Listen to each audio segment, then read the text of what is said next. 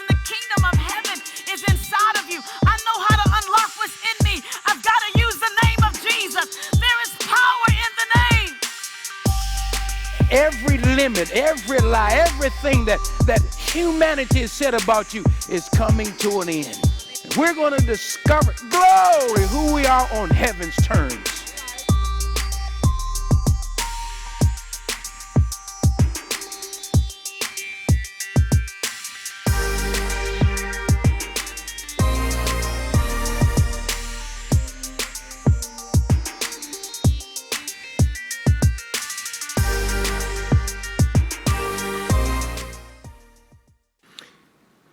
Say, my very nature is to reflect. Now in John chapter 8, Jesus, he speaks to those who believe in him. And he says to them, that's not enough. Look at your neighbor and say, that's not enough. He said, that's not enough unless you know the truth. You will never be free. See, it's not enough to be a believer. It's not enough to say, I believe in Jesus. Every one of us said we believe God. It's not enough because that's what allowed you to be born again. That allowed you to be a child of God. But that's not enough. Jesus said it's not enough. He says in John 8, verse 31, and Jesus said to those Jews who believed in him, if you abide in my word, or if you continue in my word, you are my disciples indeed. Listen to me. And you will know the truth, and the truth will make you what? Free. You're not free just because you believe in Jesus. There's so many people who believe in God, hooked on pornography, hooked on lying, hooked on backbiting, hooked on all kinds of ugly things, who love God, don't want to be a part of it, but it's become a part of their routine and they don't have no way of knowing how to get out. And here's the idea. I just need somebody to deliver me, but there's too much shame to come and tell somebody I need deliverance. No. Here's the way to get out of that. What are you beholding? What is your model? So Jesus said it's not good enough to believe.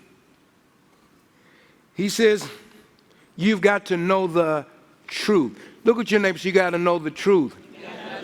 He said now if you continue in my word, continue in my word, continue in my word. Well, you know, I know everything. Continue in my word.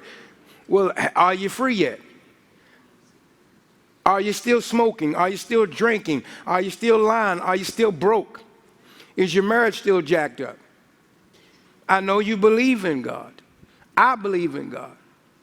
There are things that I'm still working on in my own personal life. This is not about trying to take you down and make you feel bad. It's about walking in truth. If you will know the truth, notice, the truth will do what? Make you free. So unless you know the truth, I can never be free. Unless you know the truth, you can never be free. Unless I know the truth, I can never be free. Yes, I'm going to go to heaven. I'm just going to go as a Volkswagen Beetle. But I'm going to heaven. But I'm like you. I know that you don't want to go to heaven as a Volkswagen Beetle when God then promised you a Rolls Royce. So he said, now, what am I doing? He says, you've got to keep this word before you. It'll get rid of fornication. Keep the word before you. It'll get rid of lying. Why? Because if the word, you're meant to reflect whatever you behold. You're not going to see that in the word.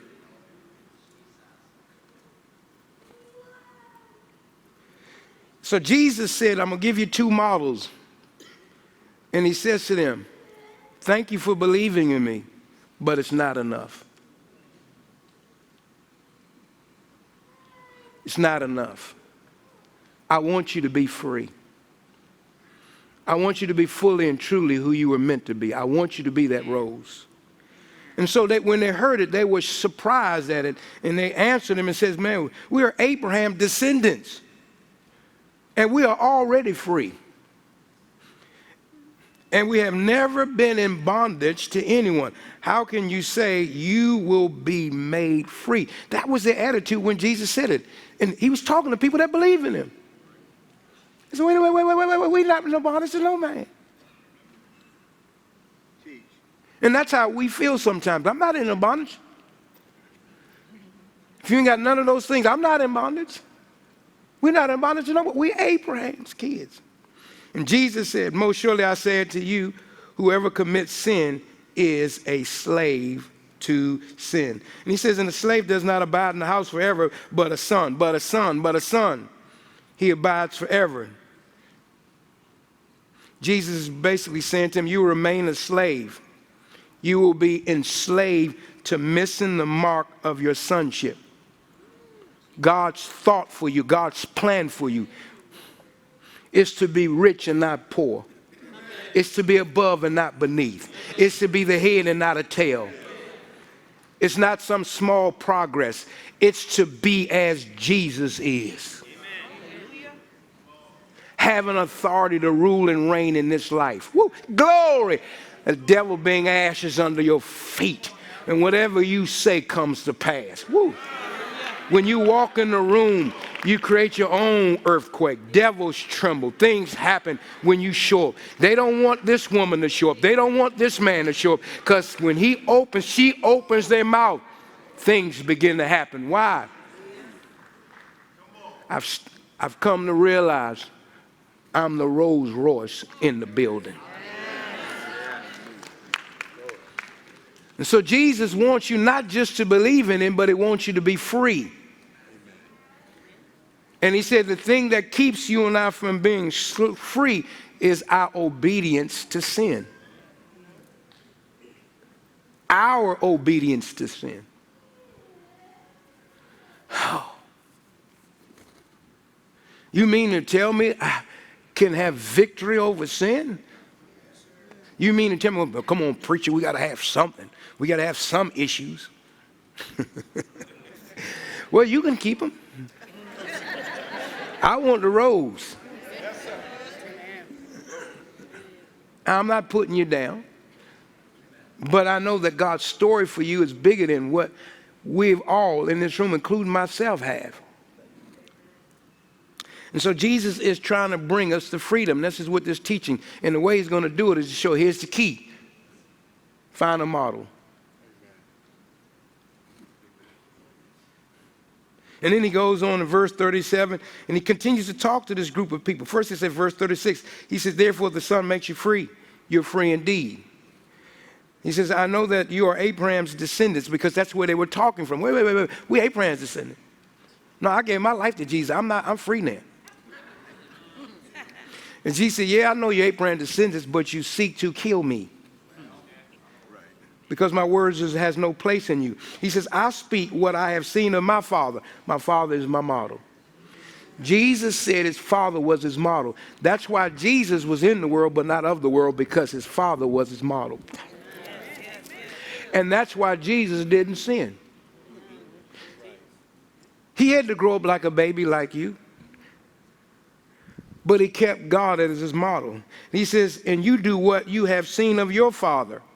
That's another model. They answered and said, Abraham is our father.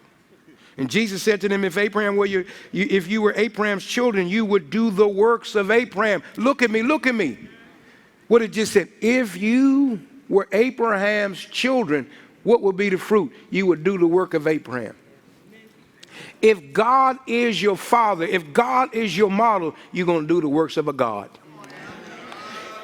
Did not Jesus say that? He said, the works that I do shall you do also. But don't stop that. But greater works than these shall you do. Why? Because I go to my Father. In other words, if Jesus is your model, we will do things that Jesus didn't even do. We're not talking about doing what he did. He says you'll do greater. We know Jesus raised the dead. Jesus opened blind eyes. Jesus cast out devil. And yet when Jesus talks about you, he says you're going to do more than that. That's your Rolls Royce. Now, how do I do that? Because I'm your model for that. If you're Abraham's children, you'll do the deeds of Abraham. If God's your model, you'll do the deeds of God. He said, but you seek to kill me, a man who told you the truth, which I heard from God. He says, Abraham did not do this. He says, what is he trying to show him? There's a different model you under. He says, you do the deeds of your father. That's another model. Then they said to him, we were not born fornicators. These are people that believe in Jesus. And Jesus, they feel like you're insulting us. Wait a minute, Jesus. We're not born fornicators. We have one Father, and it is God. And here's what Jesus said to him. And Jesus said to them, if God were your Father, if God were your motto, you would love.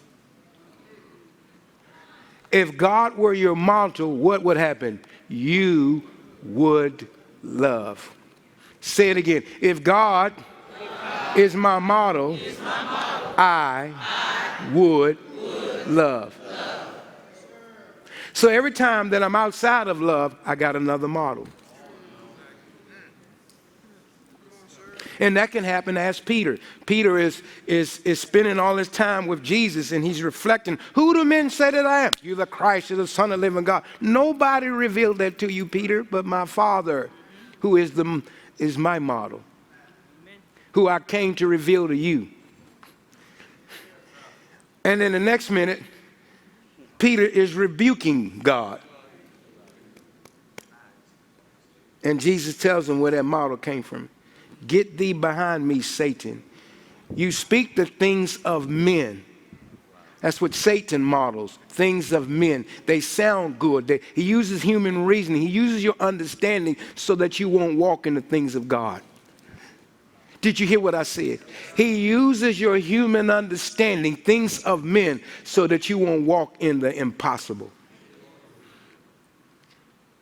He said, you say the things of man and not the things of God.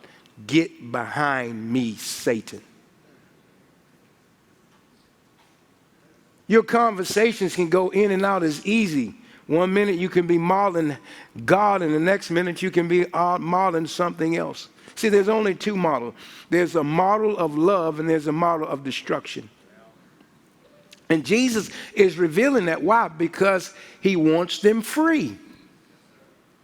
And if they live unaware of this cycle that is taking place where there's a reflection going on of desires being passed to me, we're always suggesting stuff to people all the time in the clothes that we wear. Look at my Jordans. What made Jordans famous? They're reflecting that desire on our kids, and our kids come to you and make you spend $265 for a $5 pair of tennis shoes. You don't think you're a reflective being? McDonald's, that's all advertisement is. They know that they will pay millions of dollars to get on TV because they understand that you reflect the desire. So they're going to give you a desire on TV. They're going to show you some food, going to make it look good, show you bubbles popping up out of the soda. Now they got alcohol. They make it look like some juice or something, but it's really alcohol. Come on, get this new tea. And you thinking, man, I want some of that. How did that get in there? Because you are a mirror. You reflect whatever somebody pass a desire over to you. And God is trying to tell you, if you don't figure that out, you're always going to be confused. You're always going to be in and out. You're going to be double-minded in all of your ways. Because why?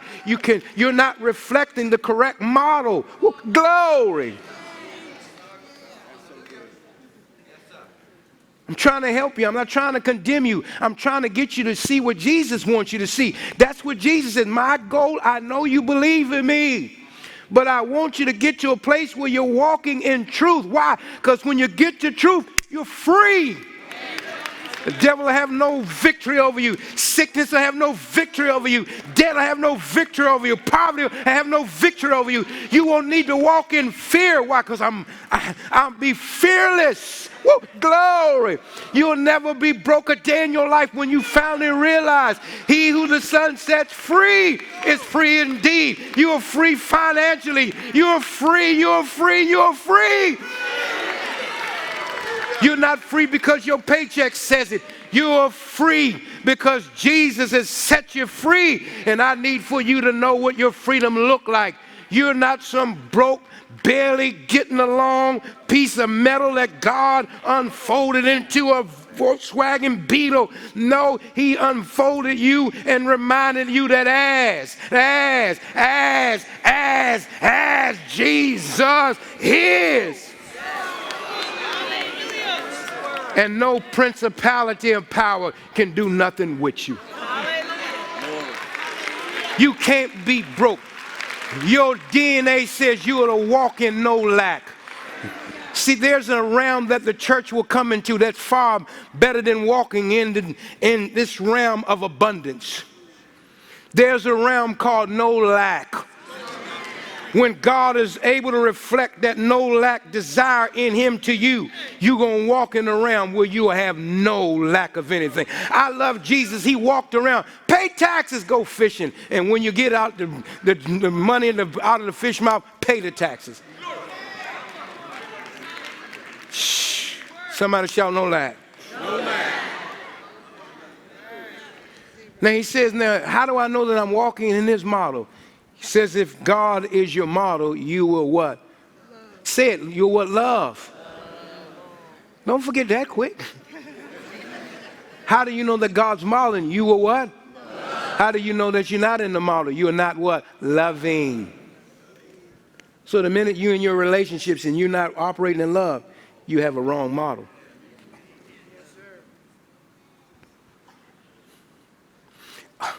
I need to hurry because I need you to see this. So if you have never known truth, remember what Jesus says? I need you to know the truth. But if you've never known truth, then you have never known love. It's all right. I thank you that you believe in me. But that's not enough. You need to know truth. You need to know truth.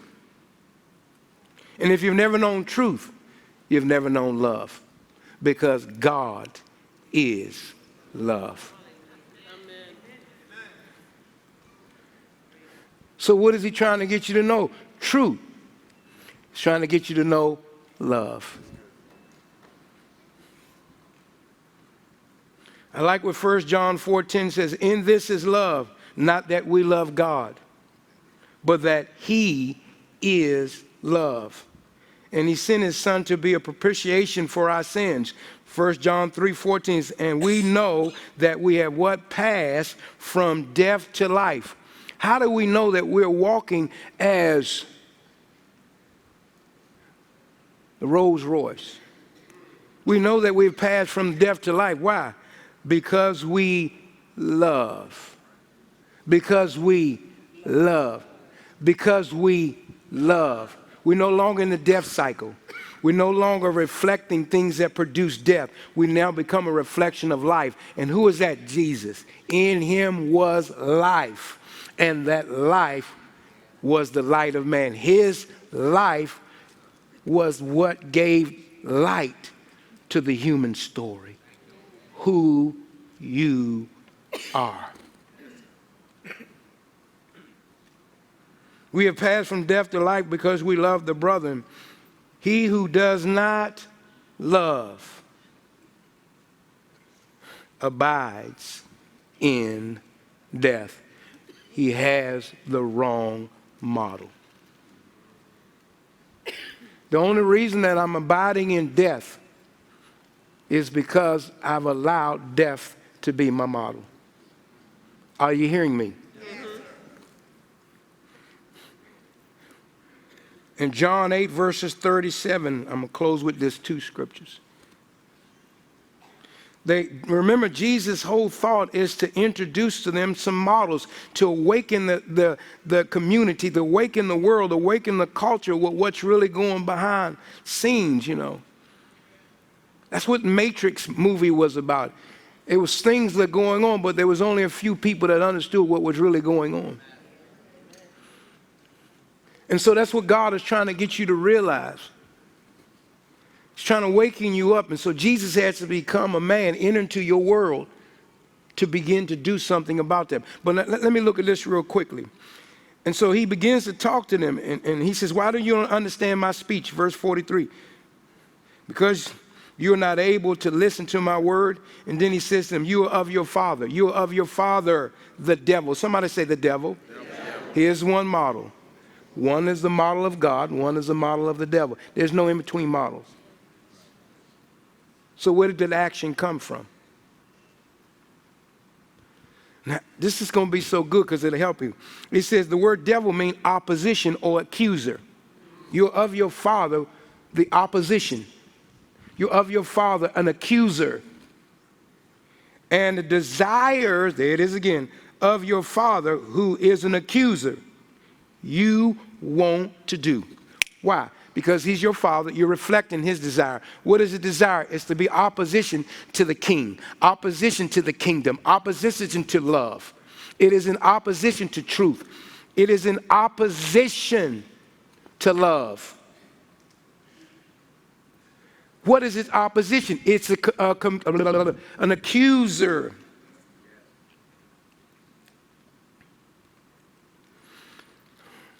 What is happening here? Jesus is not saying that there are some people by nature is good and some people by nature is bad. Every person that's born on this planet was created by God.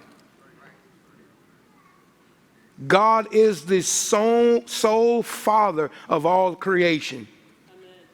But what he's trying to tell us is that we can adopt a foreign model in the way we think, in the way we act.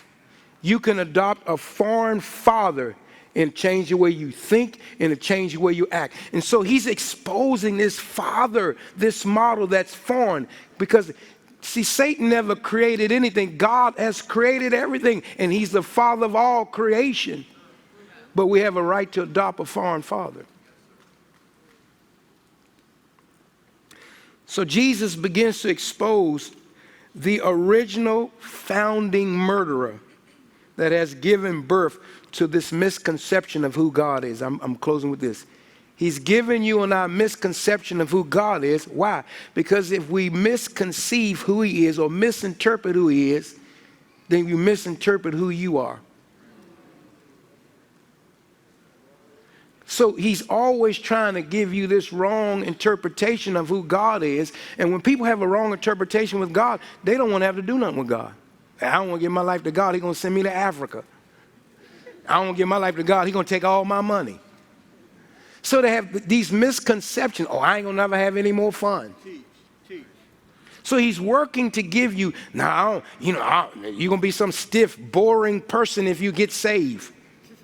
All these misconceptions of God has caused us to move away from God, which what we're really doing is moving away from the Rolls Royce to a Beetlebug. And so Jesus is busy exposing really the nature of evil. Why? So that you can be free. Now let me do this. He says, now you have your father, the accuser. Somebody say accusations. Accusations. We never realize the very nature of our accusations. Because he's saying Satan is the model for all accusations. Now that kind of got me when I thought about that. So we never really looked at the nature of our accusations. That accusations are just a reflection of our sense of inadequacy. Accusations, I'm saying it again, is just a reflection of our sense of inadequacy. Accusations, listen to me, is the projection of our own lack. Your sense of lack of being. Your sense of lack of not knowing who you are. Accusations say more about you than the one you are accusing. And so Jesus is saying, listen, look at me. I'm trying to show you. I'm not condemning you. I'm trying to bring you to a place of truth. And to do so, we've got to have courageous conversations. We've got to talk honestly because truth will set you free. I'm not here to put you down. That's not about that. I know you love me. I know you believe in me. You trust in me. So since you're going to trust in me, I need to tell you the truth. Why? Because it's my desire that you be set free. You got one model of love. You got one model of destruction. And somehow, he says, now you need to understand where accusations come from. The very nature of it, it comes from the model. Satan, who was a murderer from the beginning. And so every time you participate, you become a reflection of him as your father. Because they speak more about you than it does the person you're talking about. And so in the early part of this chapter, Jesus begins to talk about how the Pharisees grabbed a woman caught in adultery, brought him to his feet, threw him. It says, the law of Moses says you should stone her to death. Now, what do you say, Jesus? I mean, that's an accusation. And what Jesus is trying to teach them about truth. Why? So that they could be free. It's not enough to believe in me. I want you to be truly who God's called you to be. I want you to walk in the realm of what God's called you to be. But you can't walk in that as long as you're not a free. As long as you're a slave, you'll not walk as a son. You'll not walk as a daughter. And so Jesus is revealing these models. Here's one model. Here's the religious leaders, brings a woman caught in adultery, throws her at the feet of Jesus, and says to Jesus, the law of Moses, I'm quoting word on you, says we ought to stone her. I'm going to help you in a minute. I'm closing. The Bible says Jesus stoops on the ground. He never looked at them because Jesus is a reflective being. He doesn't want to reflect their accusations. He doesn't want to put that out on a woman that they want to kill. He already said that Satan is a killer and a murderer from the beginning. And the Bible said there was never no truth in him. And so instead of looking at him, see, that's our problem. When people are mean and nasty to you, you turn and face them. And all of a sudden you start responding right back what they gave you. You ain't going to talk to me like that. I'm going to tell you right now, we can do something about this right now. When we're in this confused state of being because we're fallen, then I'm looking to discover who I am by looking at other people, either on television or the people that are around me. They become my model for defining who I am. And all of that is wrong because no one knows who they are. So Jesus steps in on the scene and tries to put you in step with this real story concerning your life. And it's not possible until Jesus becomes the model, becomes the star in everything you're doing, not some of the things you're doing. Join us again for Victory Today with Tony and Cynthia Brazelton. And remember, 1 John 4:17 says, as Jesus is, so are we in this world.